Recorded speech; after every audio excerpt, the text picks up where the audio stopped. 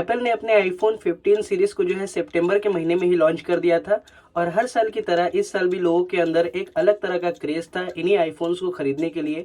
अब चूंकि मुंबई और न्यू दिल्ली में भी एप्पल स्टोर खुल चुके हैं, इसलिए इस साल इंडिया में भी जो है इस क्रेज को एक्सपीरियंस किया गया।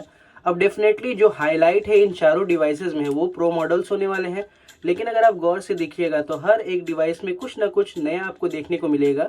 खासकर रेगुलर आईफोन 15 में तो बहुत सारे चेंजेस किए गए हैं as compared to last year, या फिर 2-3 साल पुराने रेगुलर आईफोन्स को भी अगर आप देखेंगे तो इस साल आईफोन 15 में बहुत कुछ अलग और नया आपको देखने को मिलेगा।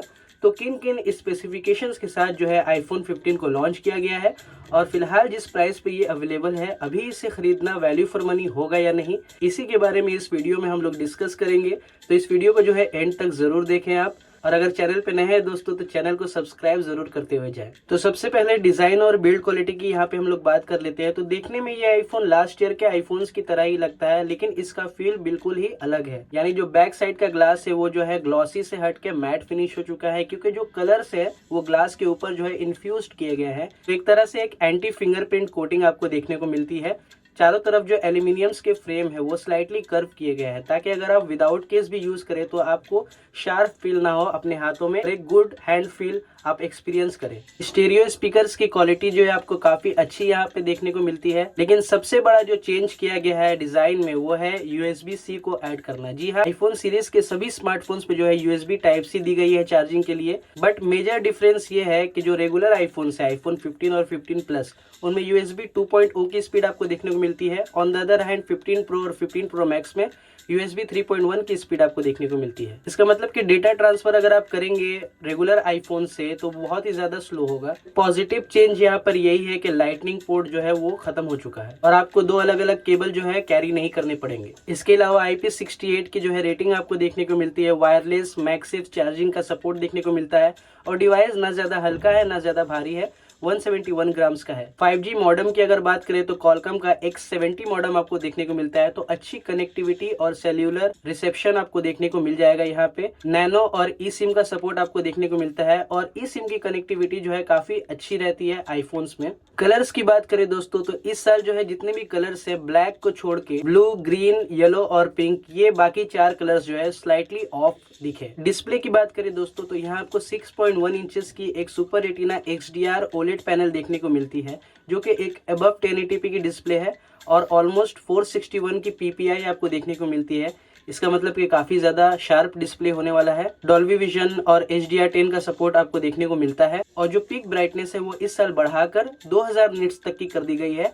इसका मतलब कि आपको इंडोर आउटडोर किसी भी तरह की कोई परेशानी नहीं होगी। स्क्रीन को जो है सिरामिक शील्ड के जरिए प्रोटेक्ट किया गया है, जो कि बहुत इजीली जो है स्क्रैच हो सकता है, तो आप एक स्क्रीन प्रोटेक्टर जो है जरूर यूज करें।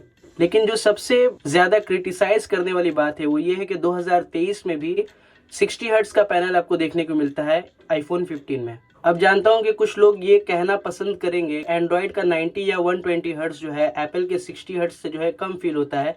ऐसा बिल्कुल नहीं है। अगर आप एक 90 हर्ट्ज या 120 हर्ट्ज वाला एंड्रॉइड यूज करेंगे तो डेफिनेटली आपको ये आईफोन 15 का डिस्प्ले जो है वो चॉपी और स्लो फील होगा। अगर आप किसी 60 हर्ट्ज वाले एंड्रॉइड या फिर 60 हर्ट्ज वाले आईफोन से इस आईफोन 15 में स्विच करते हैं तो आपको डेफिनेटली कोई भी मेजर डिफरेंस जो है फील नहीं होगा। लेकिन दोस्तों ये डेफिनेटली क्रिटिसाइज करने वाली बात है और बहुत बुरी बात है कि एप्पल जैसा ब्रांड जो है 2023 में भी अपने स्मार्टफोन्स के डिस्प्ले को 60 हर्ट्ज के रिफ्रेश रेट पर ही चलाना पसंद करता है। मेरे हिसाब से इनको एटलीस्ट जो है 90 हर्ट्ज दे देना चाहिए था, बट जो है वो है, क्या कर सकते हैं हम लोग। लेकिन एक अच्छा चेंज ये किया गया है कि इस साल डिस्प्ले में जो है नॉच को हमेशा के लिए रिमूव कर दिया गया है और उसकी जगह पे आईफोन 14 प्रोज में जो डायनेमिक आइलैंड था वो डाल दिया गया है। अब हो सकता है डायनेमिक आइलैंड को भी बहुत सारे लोग पसंद ना करते हो या फिर कुछ लोग इसे एक गिमिक मानते हो, बट बहुत सारे ऐप्स को जो है डायनेमिक आइलैंड के थ्रू जो है आप कंट्रोल कर सकते हैं या डायनेमिक आइलैंड के जरिए आप इंटरैक्ट कर सकते हैं उन ऐप्स को। मेरे ख्याल से ये जो चेंज है वो एक पॉजिटिव वे में है। इससे ये भी पता चलता है कि जितने भी फ्लैगशिप आईफोन्स अब आने वाले हैं उनमें नॉच देखने को नहीं मिलेगी। आईफोन SE 4th जनरेशन में भी फिर से नॉच देखने को मिल जाए। बाकी डिस्प्ले की क्वालिटी की बात करें तो काफी कमाल की क्वालिटी आपको देखने को मिलेगी। सैचुरेशन भी काफी कमाल का मिलेगा। कलर रिप्रोडक्शन भी डिस्प्ले का बहुत ही अच्छा है। सॉफ्टवेयर की बात करें दोस्तों तो आउट ऑफ द बॉक्स आपको iOS 17 देखने को मिलता है। iOS 17 के जितने भी फीचर्स है वो आप एंजॉय कर सकते हैं। इसके अलावा एप्पल अपने डिवाइसेस को 5 से 6 साल तक का सॉफ्टवेयर अपडेट जरूर देती है। डेफिनेटली ये फोन जो है वो काफी लॉन्ग टर्म के लिए है। प्रोसेसर की बात करें दोस्तों तो आपको एप्पल का A16 बायोनिक चिपसेट देखने को मिलता है। अब ये सेम चिपसेट है जो लास्ट ईयर के iPhone 14 Pro Max में था, यानी कि CPU के 6 कोर और GPU के 5 कोर यहाँ पे दिए गए हैं। सिंपल वे में कहूँ तो काफी ज्यादा पावरफुल और काफी ज्यादा पावर इफिशिएंट होने वाला है। iPhone 15 के जो है 3 वेरिएंट्स जो है मार्केट में अवेलेबल है। इन तीनों वेरिएंट्स में आपको 6 GB की LPDDR5 की रैम देखने को मिलती है और 128, 256 या फिर 512 GB की UFS 3.1 की स्टोरेज देखने को मिलती है। 2023 जो है खत्म होने का है दोस्तों, 2024 भी आने वाला है।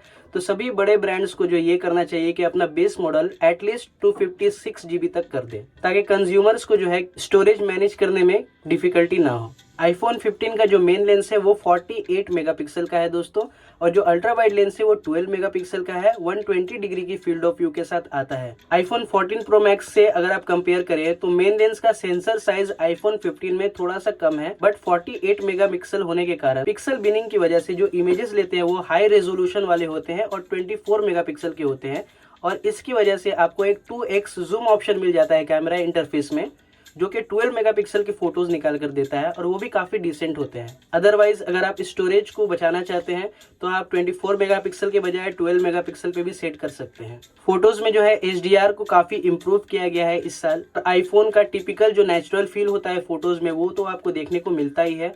इसके अलावा अमाउंट ऑफ लाइट अगर गुड हो तो आपको डिटेल्स भी काफी मिल जाते हैं। नाइट मोड भी काफी अच्छे से वर्क करता है, बट पिक्सल स्मार्टफोन्स के लेवल का नाइट मोड नहीं देखने को मिलता है। प्लस नाइट टाइम में आपको लेंस फ्लेयर देखने को मिलता है यहाँ पे।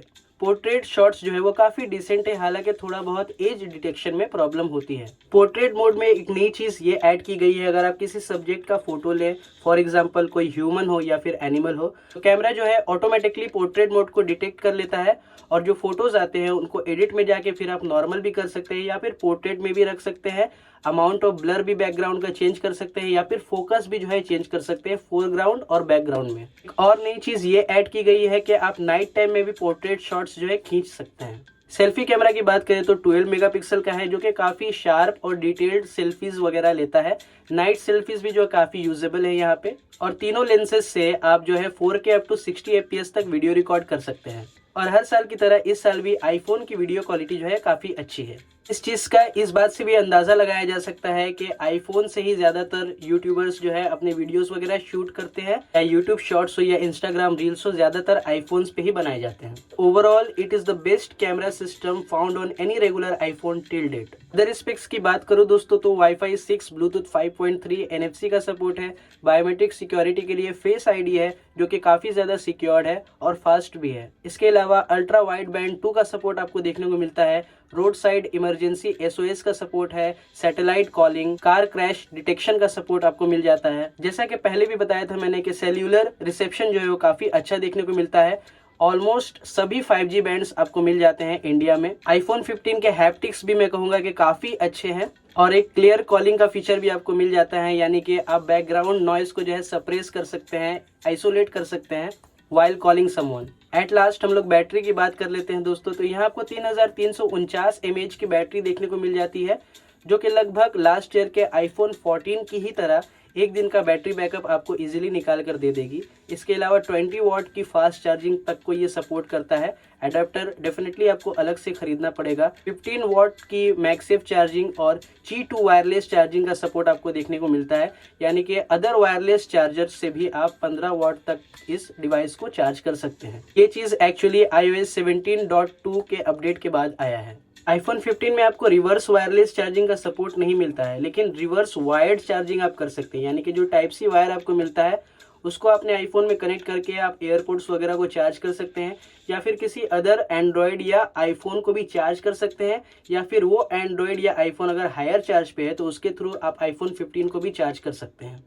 बट चार्जिंग स्पीड जो है काफी स्लो होगी, ऑलमोस्ट 5 वॉट तक की होगी। प्राइस की बात कर ले दोस्तों तो फ्लिपकार्ट और अमेजोन दोनों पे अवेलेबल है। जो बेस मॉडल है 128 GB वाला वो 79,900 रुपीज़ में अवेलेबल है। इसके अलावा 256 GB वाला जो मॉडल है वो 89,900 रुपीज़ और 512 GB वाला जो मॉडल है वो 1,09,900 रुपीज़ में अवेलेबल है। कंक्लूजन पर आते हैं दोस्तों, तो देखिए एप्पल ने इंडिया में जो है अपने मार्केट को अच्छा खासा जमा लिया है। 2 एप्पल स्टोर भी खुल चुके हैं जहाँ पे लोग जाकर इन फ़ोन्स को इन हैंड एक्सपीरियंस कर सकते हैं। लेकिन लोग जो ज़्यादा से ज़्यादा आईफोन खरीदना शुरू किए हैं 2-3 साल से ही, वो है फ्लिपकार्ट और अमेजोन की वजह से। इस सेल में डेफिनेटली अगर 80,000 का फ़ोन 50-55,000 में मिलेगा तो लोग आईफोन्स ही खरीदना पसंद करेंगे, क्योंकि ये एक मेंटालिटी होती है कि भाई हम ज्यादा पैसे दे रहे हैं तो एंड्रॉइड भला क्यों लें, आईफोन ही खरीदे, क्योंकि आईफोन लोग सिंबल ऑफ स्टैंडर्ड मानते हैं। अगर आप अच्छे से एनालिसिस कीजिएगा तो कोई भी न्यूली लॉन्च्ड आईफोन इंडिया में कभी अच्छे तरीके से सेल हुआ ही नहीं है, बल्कि लॉन्च होने के 1 साल बाद डिस्काउंटेड प्राइस पे वो अवेलेबल होता है, तब जाकर लोग उसे ज्यादा वैल्यू फॉर मनी मानते हैं। आईफोन 15 पर अब आते हैं दोस्तों। डेफिनेटली बहुत सारे चेंजेस किए गए हैं, सारी कमियां भी हैं इस फोन में, जो कि एक 80,000 रुपए वाले आईफोन या किसी भी स्मार्टफोन में जो है नहीं होनी चाहिए। 3 कमियां तो मैं यहीं पे गिना दूंगा। बेस मॉडल जो है वो 128 GB का है, 60 हर्ट्ज की डिस्प्ले है और एक टेलीफोटो लेंस आप मिस करते हैं। इसके अलावा आप भी जो है एनालिसिस करके बहुत सारी कमियां निकाल सकते हैं। देखिए दोस्तों, आईफोन 15 एक बैड फोन नहीं है, ये अभी तक का बेस्ट रेगुलर आईफोन है जो कि रिलीज किया गया है एप्पल के जरिए, और इस बात को मैं बार बार कहूंगा। फिर भी 80,000 रुपए देकर इस फोन को खरीदना डेफिनेटली वैल्यू फॉर मनी नहीं होगा। अगर क्रेडिट कार्ड के जरिए कुछ डिस्काउंट हो जाए, फिर पुराने स्मार्टफोन को अगर आप एक्सचेंज करके अच्छा ऑफर पा जाए इस फोन पे, तो मैं ये कहूंगा कि 55 से 60,000 के अराउंड भी अगर आप पा जाए तो आप इस फोन को ले सकते हैं। तो गाइज ये था मेरा ओपिनियन इसी आईफोन 15 को लेकर। अगर आपको ये वीडियो दोस्तों पसंद आया हो तो दोस्तों वीडियो को लाइक और शेयर जरूर करें, और हमारे चैनल पे दोस्तों अगर आप नए हैं तो चैनल को सब्सक्राइब जरूर कर लें। आपका सपोर्ट जो है इस चैनल को ग्रो करने के लिए बहुत ही जरूरी है। इसी तरह अपना प्यार और सपोर्ट बरकरार रखें। मैं मिलता हूँ आपसे अपने नेक्स्ट वीडियो में, तब तक के लिए दोस्तों पीस।